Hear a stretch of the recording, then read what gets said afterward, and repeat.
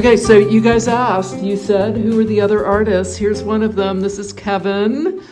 He's fabulous. So, all right. So, do you mind just saying, like, well, first of all, I've got to do this. So this is Kevin Ford.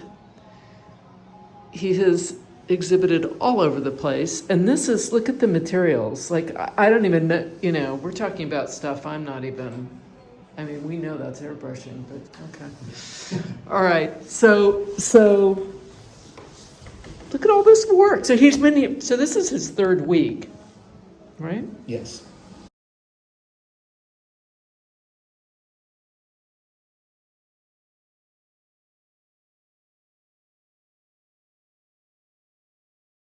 So I very rarely get a 3-week period where I can do Anything. whatever I want. Painting wise, I'm usually splitting my time teaching, being a husband, doing all the stuff that people do. Right. So I really came with the intention of making the most of my time here. And it's, I don't know if Yeah. Ariane has showed you outside, but it's beautiful and magical, and yeah. What she's showing right now is this wall over here, which is all work that's inspired by this area. I got to go in close. Yeah. Okay, we got to look at the tree branch, because I mean there is so much wild stuff around, and so we just and look at, and so remember that walk I took all of you on.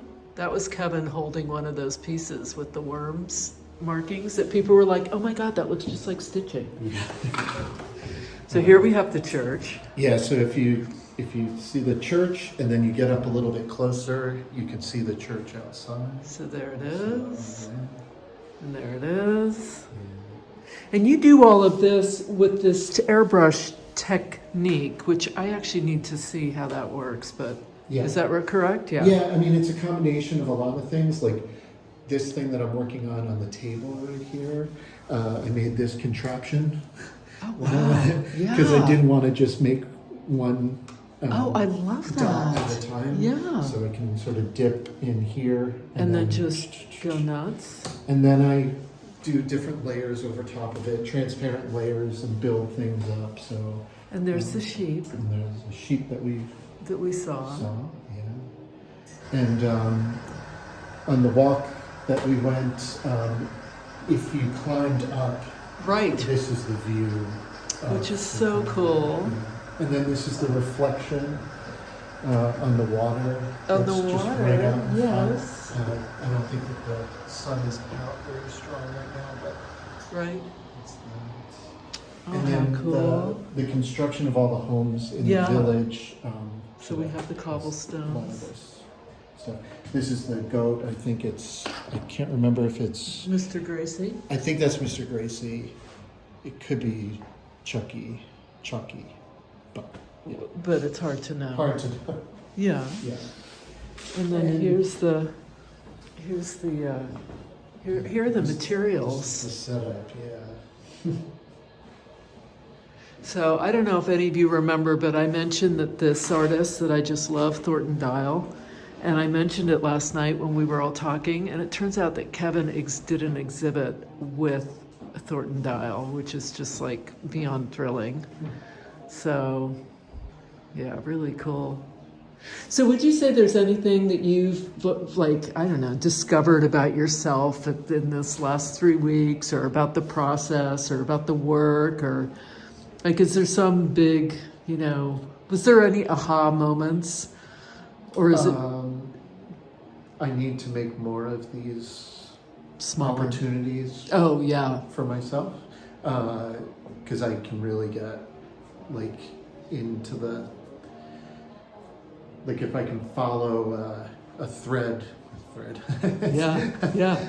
Yeah. I'm able to, like, indulge that. And, you know, many of these paintings have paintings underneath them. So, and that takes time to, like, I'm going in a direction. I think it's going to be this thing. And then it turns out it's something else. So okay, so do you just get like excited when that happens? Like, can it be a combination of feelings? yeah, it's a combination of like, I don't know, mourning the loss of a plan. Right. But then discovering a new one that probably was a trajectory that I didn't know I was on. Yeah. Until I made the painting that wasn't. Right. But then I also feel that the paintings, even though maybe you don't see them, see the other painting underneath, that you maybe feel that there's some history in there. So is there an example of one that I could just sort of show people, and so that they would sort of really, for those who maybe are thinking, what? Okay. Like this Yeah. is, I don't know what. Okay. Okay. This is, I don't know where I was even going, but this is the way that they kind of start out. Right.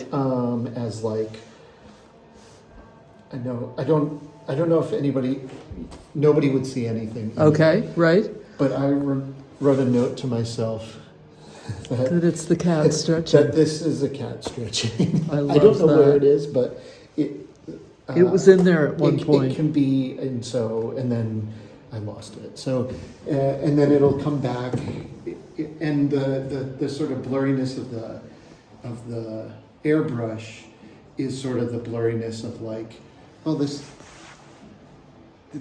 could very easily be some flowers, a landscape,